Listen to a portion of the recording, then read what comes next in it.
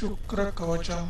अस्य श्री शुक्रकवच स्तोत्र मंत्रस्य भारद्वाज ऋषिः अनुष्ठुप छन्दः। शुक्रो देवता शुक्रप्रीत्यर्थं जपे विनियोगा।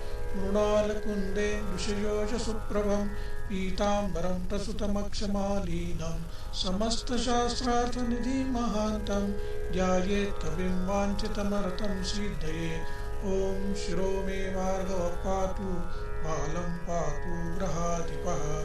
नेत्रे दैत्यगुरुः पातु श्रोत्रे मे चन्दनद्युतिः। पातु मे नासिकां काव्यो वदनैत्यवन्दितः। जिह्वा मे चोषणः पातु कण्ठं श्रीकण्ठभक्तिमान्। भुजौ तेजोनिधिः पातु कुक्षिं पातु मनोव्रजः। नाभिं भ्रूगुसुतः पातु मध्यं पातु महीप्रियः।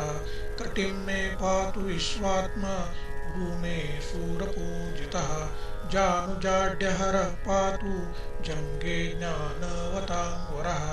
गुल्फौ गुणनिधिः पातु पातु पादौ वराम्बरः। सर्वाण्यङ्गानि मे पातु स्वर्णमाला परिष्कृतः। य इदं कवचं दिव्यं पठति श्रद्धयान्वितः न तस्य जायते पीडा भार्गवस्य प्रसादतः। इति श्री ब्रह्माण्डपुराणे शुक्रकवचं सम्पूर्णम्।